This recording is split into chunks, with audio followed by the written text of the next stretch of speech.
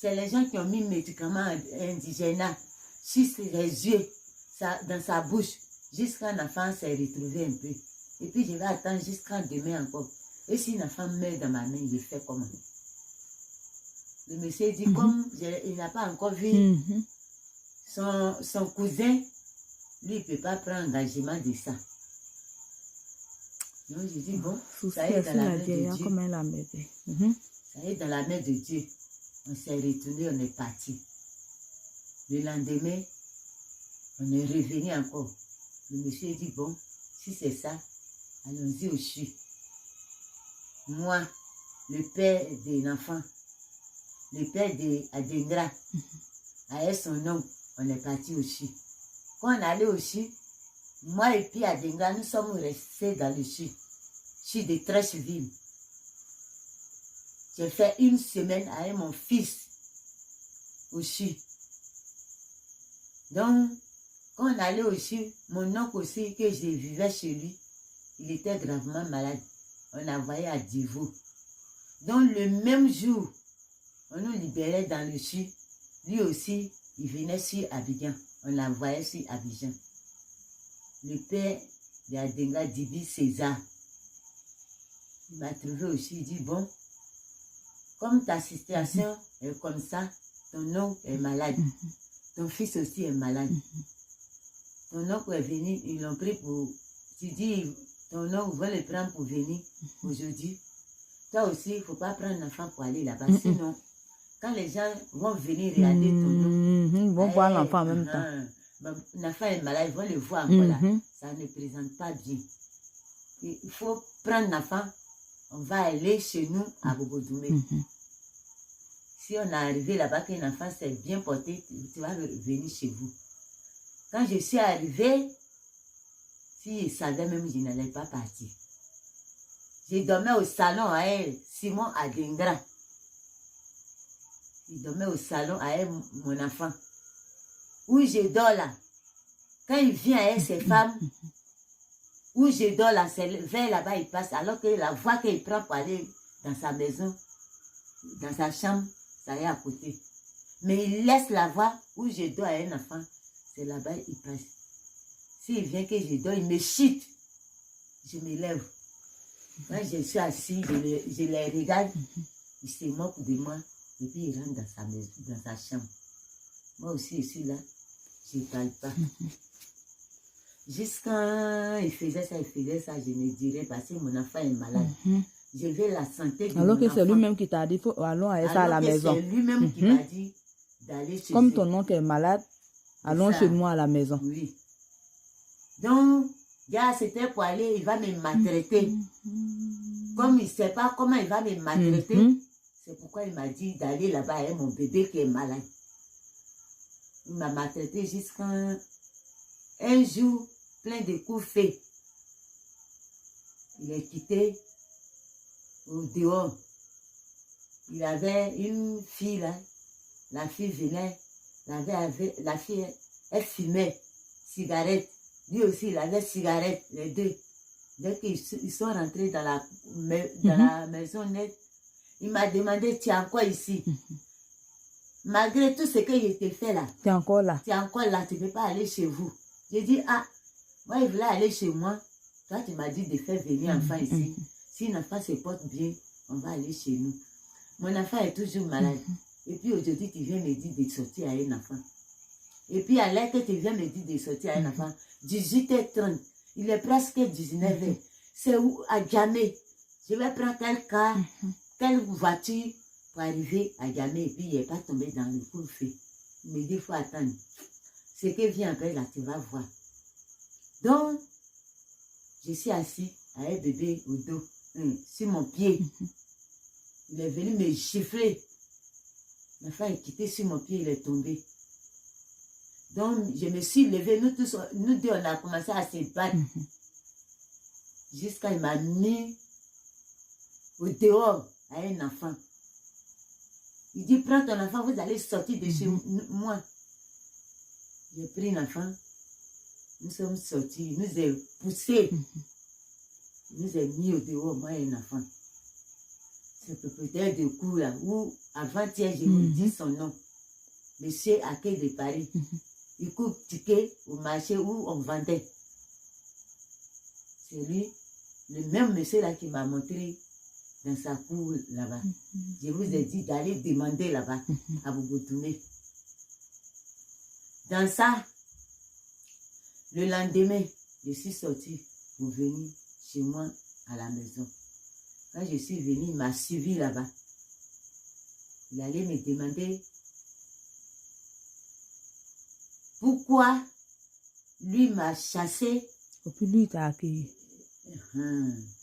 Donc, moi, il n'a rien dit encore parce que je suis chez moi. S'il veut me frapper encore là-bas, mes frères sont là. Ils vont le frapper. Quand il a vu mes frères, ce qu'il allait dire là, il n'a pas pu dire. Il s'est retourné. Moi, il dit, bon, ça là, je ne vais pas le laisser, je vais le convoquer. Je l'ai convoqué à la justice de Yopougon. Je n'avais pas carte d'identité.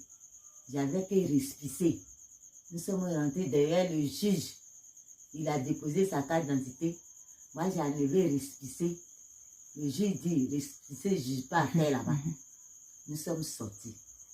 Donc, comme nous sommes sortis, je n'ai pris l'argent. Je ne gagne pas l'argent pour manger. Je ne gagne pas l'argent pour donner manger à un enfant. Comment il y a avoir l'argent pour aller faire carte d'identité? Donc, c'est ça qui a fait que aujourd'hui, là, je me trouve comme ça. Après, après là-bas, quand je suis sortie, je prenais mon enfant pour aller au plateau. Je marche des cités Fermont à un enfant. On va au plateau. Je m'allais laver les assiettes des gens avant d'avoir gratin de riz. Sauce restant de sauce qui reste là. Et ça, il prend pour mouiller gratin de riz. On arrive à la maison. Je chauffe ça et puis je mange avec mon enfant. Jusqu'à on continue d'aller au plateau. Comme l'enfant aussi marche, il est bruyant. Plateau aussi, voiture de plateau, c'est pas petit. Il y a une voie qui nous traverse vers l'ambassade de Burkina. Il y a une voie qui nous traverse où j'ai travaillé. L'enfant, tout le temps, l'enfant, il m'a fui, il allait à Bobo-Doumé. Il y a un de son oncle qui lui a une maison là-bas. Il allait auprès de son oncle là. Comme moi aussi, je suis avec lui, je ne connais pas ses parents. Je ne sais même pas où il est parti. L'enfant était dans ma main. Vous voyez le papier de l'hôpital. On n'a qu'à aller aussi qui est dans ma main. En venant de l'hôpital, on est sorti de l'hôpital, je venais à la maison. Mon enfant est devenu sec comme bois sur mon bras.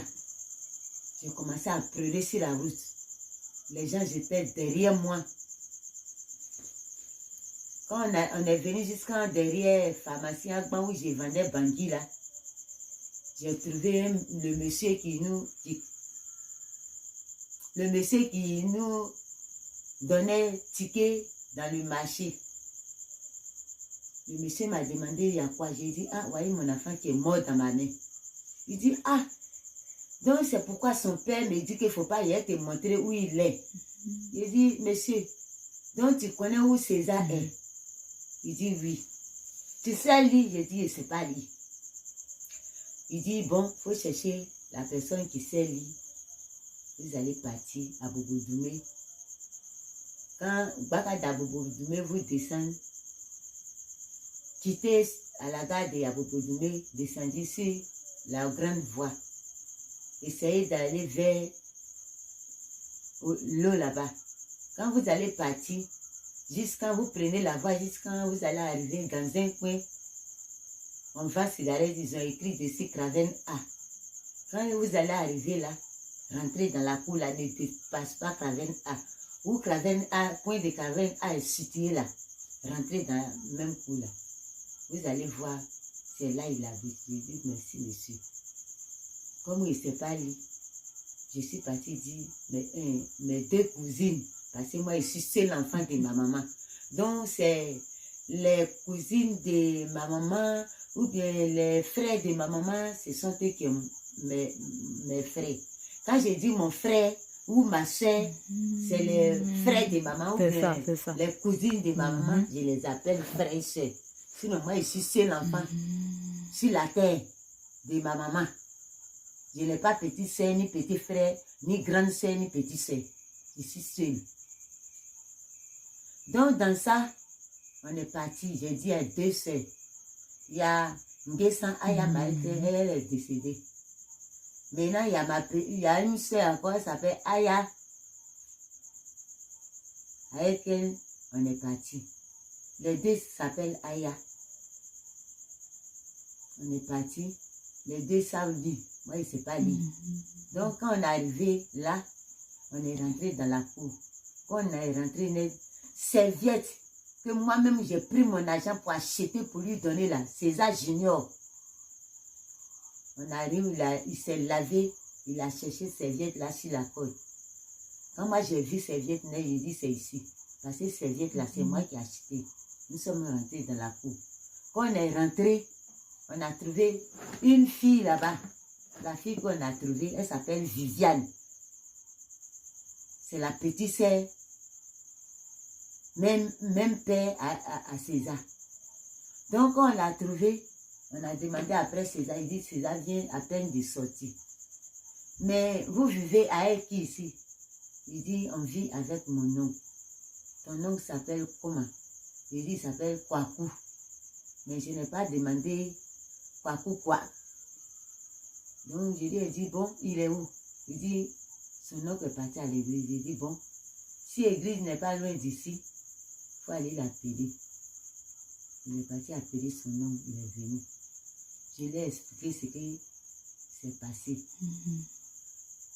Donc, lui, il m'a dit, bon, César ne m'a jamais dit qu'il a fait enfant. Comme tu viens de dire, s'il vient, je vais lui demander, mais revenez demain encore. Je dis, ah, mon fils est malade. On dit d'aller au